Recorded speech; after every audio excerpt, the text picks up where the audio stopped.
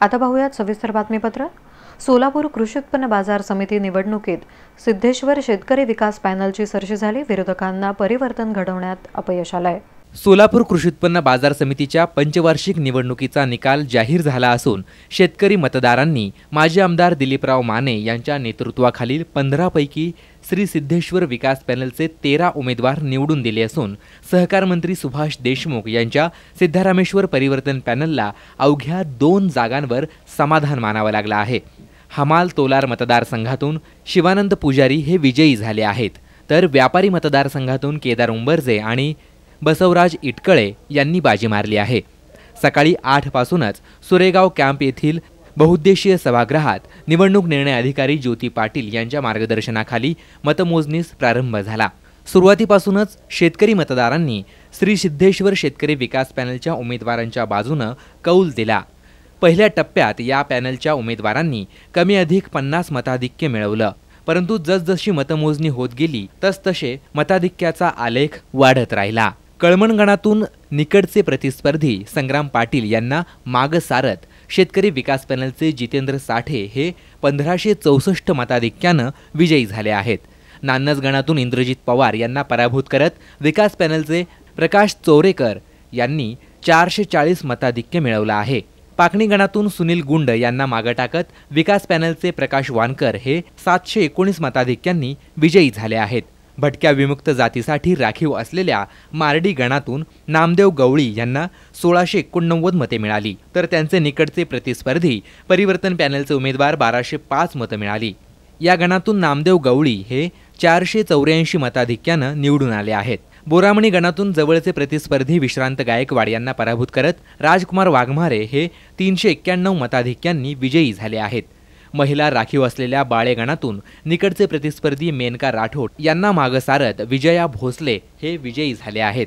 तालुक्याचं लक्ष वेधून घेतलेल्या हिरज गणात दिलीप माने यांनी 1321 मताधिक्यानं घवघवीत विजय मिळवला असून त्यांना 2251 मतं मिळाली, तर पराभूत उमेदवार श्रीमंत बंडगर यांना 930 मतांवर समाधान मानावं लागलं।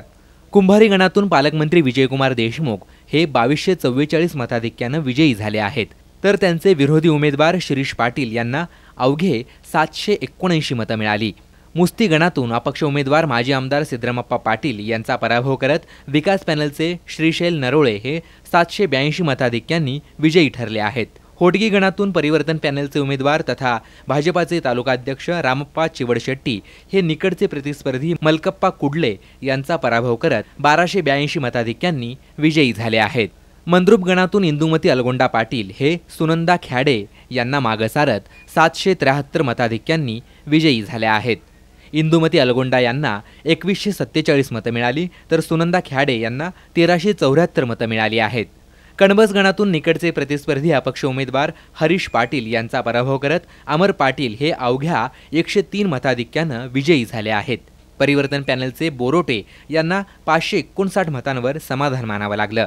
कंदलगाव गणातून सुरेश हासापुरे पराभूत झाले असून आप्पासाहेब पाटील यांना 188 मताधिक्य मिळालं आहे। भंडारकवठे गणातून विकास पॅनलचे वसंत पाटील हे विजयी झाले असून त्यांचे प्रतिस्पर्धी उमेदवार माजी आमदार शिवशरण पाटील यांना पराभवाला सामोरं जावं लागलं आहे।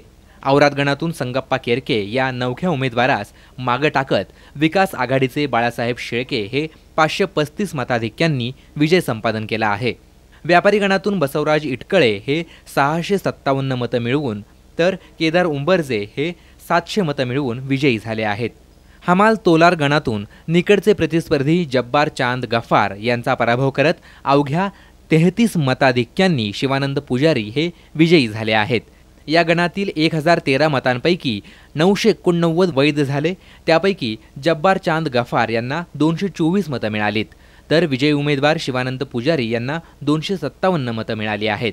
एकूणच या निवडणुकीचा निकाल सहकार मंत्र्यांना चिंतन करायला लावणारा असून माजी आमदार माने गटाला नवसंजीवनी देणारा आहे। निवडीनंतर विजयी उमेदवार आणि त्यांच्या समर्थकांनी गुलालाचं मुक्त उधळण करत आनंद व्यक्त केला।